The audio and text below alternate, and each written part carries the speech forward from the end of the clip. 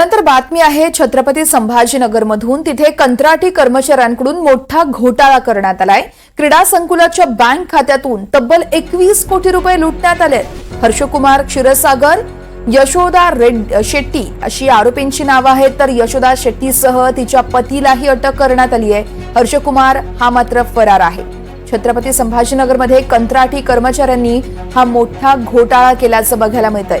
क्रीडा संकुलाच्या बँक खात्यातून तब्बल 21 कोटी रुपये लंपास केलेत या तिघांनी। हर्षकुमार क्षीरसागर, यशोदा शेट्टी अशी आरोपींची नावे आहेत। यातील यशोदा शेट्टीसह तिच्या पतीला देखील अटक करण्यात आली आहे। तर हर्षकुमार फरार आहे। पोलिसांकडून अधिक तपासही केला जातोय। या संदर्भात सविस्तर माहिती घेऊयात। आमचे सहकारी मोहसिन शेख आहेत आपल्यासोबत। मोहसिन, या कंत्राटी कर्मचाऱ्यांनी नेमका घोटाळा काय केलाय आणि आतापर्यंत तपास कुठे आला आहे? वर्षा आपण बघितलं तर अनेकदा मोठमोठे घोटाळे येतात, पण हे घोटाळे कंत्राटी कर्मचाऱ्यांनी केले हे विशेष। म्हणजे हे लिपिक होते या सगळ्या विभागीय क्रीडा संकुल आहे आणि त्यांच्याकडे बँकेची पत्रव्यवहार, बुक, कॅशबुक लेणे या सगळे सारखे कामं होते आणि याचाच संधीचा फायदा उचलत या दोघांनी जे आहे तर तब्बल 21 कोटी जे आहे तर लंपास केले आणि यासाठी त्यांनी काही बनावट कागदपत्र तयार केली, काही ईमेल आयडी तयार केली। जे क्रीडा संकुलांचं खातं होतं त्याला ऍक्सेस मिळवण्यासाठी या दोघांनी एक शक्कल लढवली। ती म्हणजे सुरुवातीला यांनी एक उपसंचालकांची खोटी स्वाक्षरीचं पत्र लिहिलं।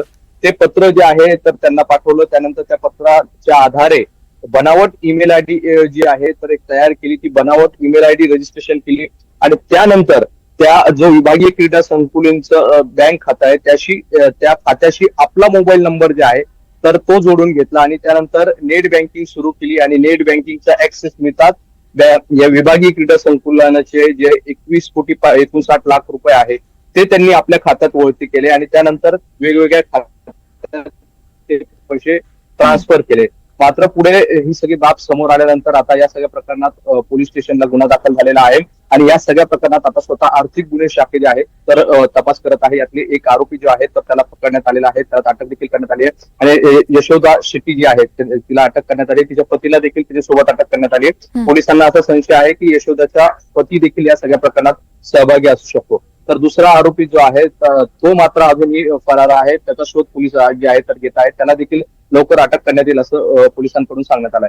मात्र 2 लिपिक आणि तेही कंत्राटी लिपिक एवढा मोठा घोटाळा करू शकतात यावर कुणाचाच विश्वास बसणार नाही। मात्र छत्रपती संभाजीनगरमध्ये हा सगळा प्रकार समोर आलाय।